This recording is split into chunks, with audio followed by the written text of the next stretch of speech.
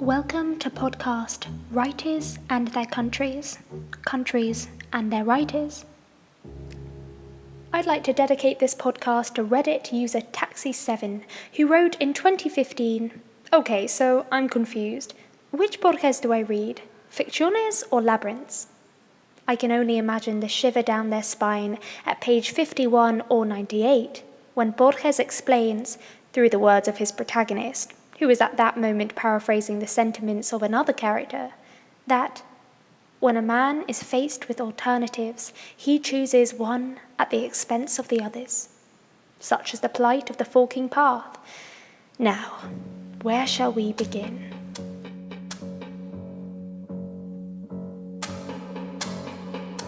On page 44 of Labyrinths, you will read a short story by Jorge Luis Borges, titled The Garden of Forking Paths. Or else, if you turn to page 89 in the English translation of Ficciones, you will find the very same story, told only in a slightly different way. Both versions were published in 1962 and have since been the source of endless confusion. The Garden of Forking Paths is designed to disorient the reader, and so I recount the plot, tentatively. Our protagonist is former English professor Yu Xiun, a Chinese citizen living in the UK during World War I, but serving as a spy for the German Empire. The story is one of suspense. Will Xiun escape his pursuer, Richard Madden, an Irishman at the service of England? It is interesting that Borges gives his spies identities which are at odds with the country they serve. Xiun, from China, bound to Germany. Madden, from Ireland, working for England. Already, Borges implies the complex web of individual, national, and transnational identities at the turn of the 20th century. Xiun claims, "I didn't do it for Germany. I did it because I sensed that the chief somehow scorned people of my race, and I wanted to prove that a yellow man could save his armies." Presumably, given the 1919 Irish War of Independence with Britain, Madden felt similarly towards the British. Therefore, the two of them play out several transnational tensions at the individual level, a cat-and-mouse race against time and across all kinds of space. The plot takes an unexpected twist when our protagonist decides, under immense time pressure and impending death, I might add, that he simply must pay a visit to Dr. Stephen Albert. He has never met Albert, at least not in this version of events, and so we are surprised when Albert turns out to be the world scholar on Xiun's ancestor, Xiu Pen. Pen had withdrawn from public life in order to write a book and construct a labyrinth, as one does. But he is presumed to have failed. After his death, all that was found was a heap of contradictory drafts, and no labyrinth to speak of or set foot in.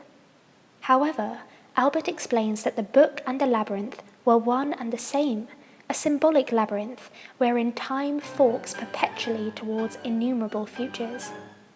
At this realization, Xiun feels an intangible swarming sensation in his body. He later identifies this swarming as Albert and I, secret, busy, and multiform in other dimensions of time.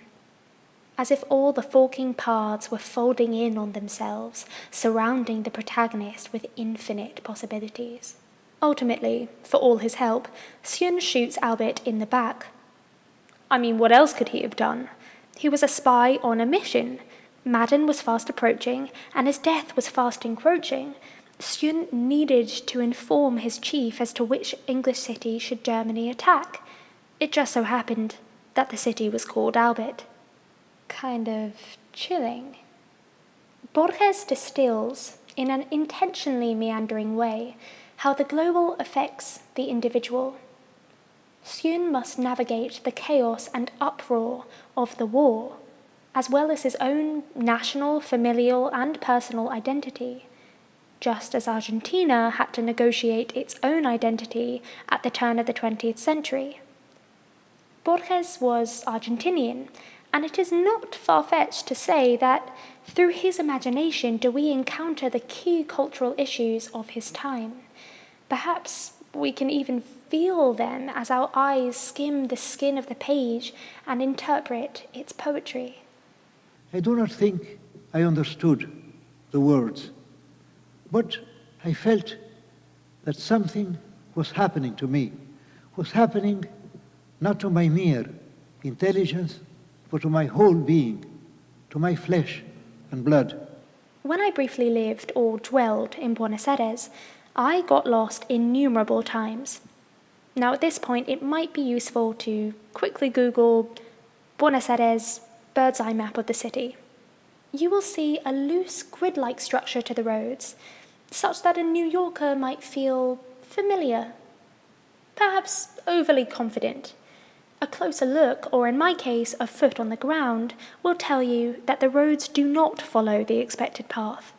There are curves and impasses, tangents and roundabouts that leave one far from where they intended to be. Now, once one overcomes the idea that we're in the wrong place, getting lost is quite a delightful experience, because it's actually historically accurate. Unpredictable global forces act locally to influence place in unplanned ways. Buenos Aires did not plan to become a global hub as it did in the early 20th century. Rather, as we shall see, global forces demanded it. Every time I'm lost in this city, I am reminded that Buenos Aires is a labyrinth of planned and unplanned spaces. Throughout the 19th and 20th centuries, Buenos Aires was in continual renovation, constantly designing and destroying national identities. As the capital, Buenos Aires and its image is inextricably linked to the country as a whole. Argentina's fraught and fleeting sense of identity can be likened to Borges' writing process. The technique is the technique of being, let's say, an onlooker, of seeing things, but seeing them at first in a very misty way. And then afterwards, while getting nearer them, seeing them closer. In this extract from an interview with William Buckley Jr., Borges describes how clarity only arrives after a period of uncertainty, and Buenos Aires has flirted with uncertainty for centuries. I defer to historian José Moya of Columbia University and his essay, A Continent of Immigrants, Post-Colonial Shifts in the Western Hemisphere. He traces the waves of immigration into the city. He describes how immigration began modestly after the end of the Latin American Wars of Independence, gathered steam after mid-century, and reached massive proportions after the 1870s. To give you an idea of the exponential rate of immigration into Buenos Aires, he explains that in the 3 years preceding World War I, more Europeans had disembarked in the port of Buenos Aires alone than had arrived in all of Spanish America during more than 3 centuries of colonial rule. This great European wave of immigrants had profound effects on the local population, who were suddenly in the minority. Questions of national identity began to circulate and soon were pervasive. Who was the authentic Argentine, and how should Argentina present itself to the rest of the world? Industrialization and international division of labor had led to the commercial integration of South America, and Argentina becoming very rich. At that time, Argentina benefited from the largest sheep flock in the world. Its exports of wool not only accrued wealth for the Argentines, but also international acclaim for Argentina. More and more Europeans traveled to Buenos Aires, and local politicians began to plan urban renovations. If the country was to contend globally, its capital city would have to play the part and impress. French architecture became the official aesthetic language of the city, but government planning could not suppress the mosaic of Argentine life, The disparate newcomers from India, Spain, Italy, Britain, Poland, and France carried with them pre-migratory cultural backgrounds which greatly affected the adaptation of arrivals to their new surroundings. In this way, Buenos Aires evolved as a palimpsest of commingling world views and political attempts at order. To read Borges is to experience Argentina's myriad mindsets. The country's history, as it sits in the zeitgeist, is churned by the writer and chewed by their imagination. For them, global becomes local, becomes personal, becomes page. Borges weaves together the many foreign ideas that arrived at the capital's port all those years ago. Borges scholar Lois Parkinson Zamora writes that Borges was fascinated by the vast array of belief systems that have been imagined over centuries in all cultures. Indeed, few writers would feel confident enough to feature characters from all different places around the world. Perhaps Argentina's transnational past allowed him this proficiency. But it's not just belief systems that Borges fluctuates between. It's genres and styles and scales of time.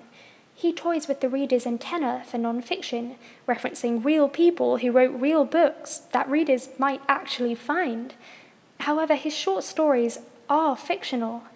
Even within fictional genres, he slides from historical to alternate history, from thriller to literary. Borges does not keep to the convention of a single genre. Instead, he lets the plot dictate his style of writing, and so, as we read, we experience a flurry of feelings that transcends specific genres. Zamora highlights this tendency in Borges' writing as the idealizing of dimensionless qualities. Indeed, Borges aspired to live in a literary world unbound by time and place, but swarming with all the possibilities in between. But I try to live in my own private, secluded, in my own private literary world. Well, do you recognize an obligation of the man of letters to involve himself in politics to the extent of saying no to the barbarians? Yes, to that extent I do, not more than that. I think that if I do my literary work honestly, then in a sense I am doing something for my country. In some ways, Borges is the quintessential example of how globalization affects the individual's consciousness. In his interview with Buckley, Borges emphasizes his love of the English language above his native Spanish. Well, do you write your poetry in English or in Spanish? No, I respect English too much. I write it in Spanish. Borges' life, which was primarily a love affair with literature from all over the world, was only made possible by the waves of technological advancement upon which globalization rides.